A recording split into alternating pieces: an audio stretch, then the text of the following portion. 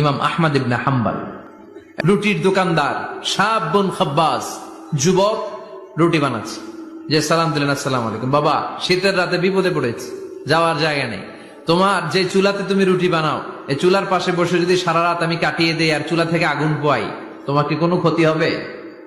যুবক বলেন, না না, কোনো ক্ষতি হবে না। আহলান ওয়া সাহলান, ইয়া মারহাবান বিক, খোশ আমদেদ, এটা তো খুশ নসিব আমার। আপনি আগুন পোহালে আমার সমস্যা কি? আসেন।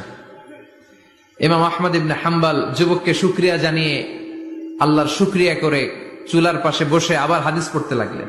কিন্তু তিনি লক্ষ্য করলেন যে যুবকটা একটু পর পর আওয়াজ করে পড়ে আস্তাগফিরুল্লাহ। কি পড়ে? আটা দিয়ে রুটি বানায়, পড়ে আস্তাগফিরুল্লাহ। রুটির খামির বানায়, পড়ে আস্তাগফিরুল্লাহ। খামির গুলো দলা বেঁধে গোল গোল করে সাজিয়ে রাখে, আর কি পড়ে? বেলুন দিয়ে এগুলোর বলে চুলার ভিতরে ঢুকায় দেয়, আর কি পড়ে? কেউ রুটি কিনতে আসলে তার হাতে রুটি তুলে দেয়, আর কি পড়ে? টাকা দিলে টাকা নিয়ে ক্যাশ বক্সে রেখে দিয়ে কি পড়ে? শুধু পড়ছে আস্তাগফিরুল্লাহ, আস্তাগফিরুল্লাহ। ইমাম আহমদ ইবনে হাম্বল তো অবাক, ঘটনা কি? এই যুবকের হলোটা কি? শুধু আস্তাগফিরুল্লাহ। তিনি হাদিসের কিতাবটা বন্ধ করে যুবককে জিজ্ঞেস করলেন, বাবা, আসার পর থেকেই দেখছি তুমি শুধুই পড়ছো আস্তাগফিরুল্লাহ, আস্তাগফিরুল্লাহ, আস্তাগফিরুল্লাহ। ঘটনাটা কি? কেন এত তুমি ইস্তিগফার পড়ো? যুবক বলল, এটা আমার একটা চিরাচরিত আমল, সব সময় আমি এই আমলটা করি। আমি সব সময় ইস্তিগফারের সাথে আঠার মতো লেগে থাকি, আর সব সময় ইস্তিগফার পড়ার কারণে আল্লাহ তাআলা আমাকে মুস্তাজাবুদ দাওয়া বানিয়ে দিয়েছে। মানে আমি দোয়া করলেই দোয়া কবুল হয়ে যায়। এই জীবনে আমি যত দোয়া হাত তুলে করেছি, মুহূর্তের মধ্যে আমার দোয়াগুলো কবুল করে নিয়েছে কে? আল্লাহ।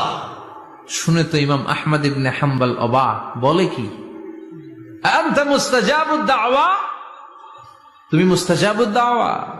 তুমি দোয়া করলেই কবুল? না, আনা মুস্তাজাবুদ দাওয়া। হ্যাঁ, আমি দোয়া করলেই কবুল হয়ে যায়। তুমি জীবনে যা দোয়া করেছো সব পেয়েছো? হ্যাঁ, আমি জীবনে যা দোয়া করেছি আমি সব পেয়েছি, সব দোয়া কবুল হয়েছে আমার জীবনে, শুধু একটা দোয়া ছাড়া। ইমাম আহমদ ইবনে হাম্বলের কৌতূহল আরো বেড়ে গেল। সব দোয়া তোমার কবুল হয়েছে, একটা দোয়া কবুল হয় নাই, সেটা আবার কি? যুবক বলতে আরম্ভ করলো, আমার যে দোয়াটা কবুল হয় নাই সেটা হচ্ছে আমি আল্লাহর কাছে অনেকবার দোয়া করেছি, আল্লাহ, শুনেছি এই জামানার সবচেয়ে বড় মুহাদ্দিস, তার নাম নাকি ইমাম আহমদ ইবনে হাম্বল। আল্লাহ, তোমার কাছে আমার আকুতি, তোমার কাছে আমার মিনতি, আমি যেন এত বড় মুহাদ্দিসের হাতে হাত রেখে মুসাফা করতে পারি আর তার কপালে একটা চুমু দিতে পারি। আমার এই দোয়াটা আজও কবুল হয় নাই। আজও আল্লাহ তাআলা এই দোয়াটা কেন যে কবুল করেন আমি জানি না। একথা শুনে ইমাম আহমদ ইবনে হাম্বল আবেগপ্রবণ হয়ে গেলেন, আর নিজেকে ধরে রাখতে পারলেন না, চোখের পানি ছেড়ে দিলেন আর বললেন, ইয়া শাব, হে যুবক, আহমদ ইবনে হাম্বলের সাথে দেখা করার জন্য তোমার আহমদ ইবনে হাম্বলের দরবারে যাওয়ার দরকার নাই, তোমার এই দোয়াটাও আল্লাহ কবুল করে নিয়েছে। আহমদ ইবনে হাম্বল দেখা দেওয়ার জন্য তোমার দরবারে ছুটে এসেছে। আনা আহমদ ইবনে হাম্বল মুহাদ্দিসুদ দাহর, আমি হচ্ছে আহমদ ইবনে হাম্বল।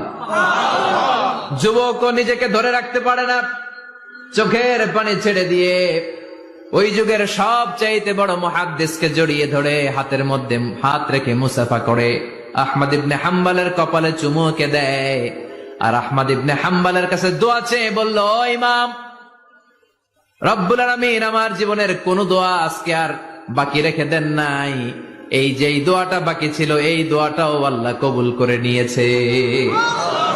এই দোয়াটাও কবুল, মুস্তাজাবুদ দাওয়া।